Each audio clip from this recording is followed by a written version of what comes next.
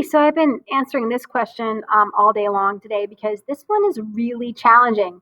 But this person actually was able to get the right answer and probably used the question help feature to be able to figure it out. And it seems really complicated and it seems like it's dealing with semicircles, but it's really not because two semicircles are one circle.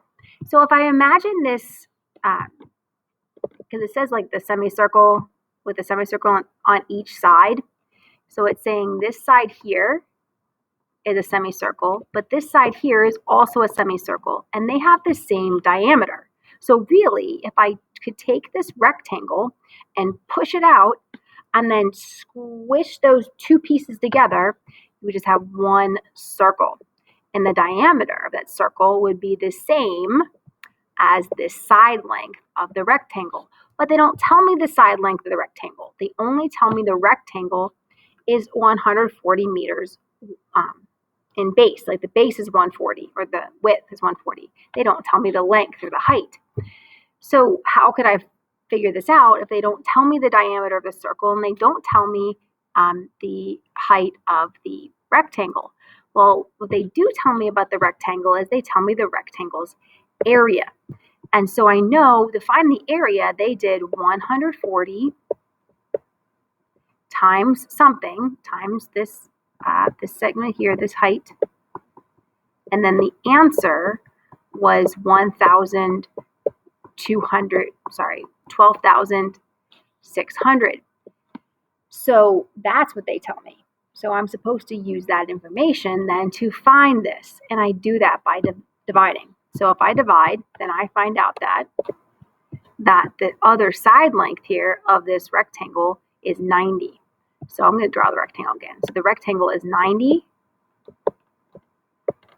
by 140, and that's why the area is 12,600. So that's going to help me because now I'm trying to figure out, I know already that, let's go over this again. Let's go over this picture. I want to know how far around this track is. Well, I know from here to here is 140, but I don't know what this part is. That's the same as this part right here. And then I know that from here to here is also 140 because it's a rectangle, so the other opposite sides are equal. So that's 140. But I don't know what it is from here to here. But that's the same as this part here. So if I want to know these other sides, really what that is the circumference of this circle. And so I need to find the circumference of the circle. Well, to find the circumference of the circle, I do 2 times pi times the radius. Well, they don't tell me the radius. But I do know that the diameter is 90. So if the diameter is 90, then the radius is half that.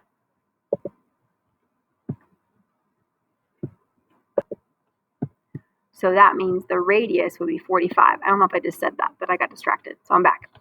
So I'm going to use the formula, and I'm going to say C equals 2 times pi times the radius. So that's 2 times 3.14 times 45 is the radius because it's half of that side length there. So I'm going to put that in the calculator. And I get I can't see it, but it's 282.6. Okay, so is that the answer? No, that wasn't the answer. Well, here's why. That's just the curvy sides. But to find the whole way around the track, I have to add 140 for this piece and 140 for this piece. So I just leave this in my calculator, hit plus 140, plus 140 again, and I get 562.6. So that's a lot. This is a challenging problem. You got to first realize that you're given the area of the rectangle, and that's how you're going to find the diameter of that circle. Then you had to realize that you're finding the circumference and not the area. And once you had the circumference of the circle, then you know you have to add those other two pieces. That's a lot to remember, but that's the 7th grade math problem. So that's what we're talking about. Thanks.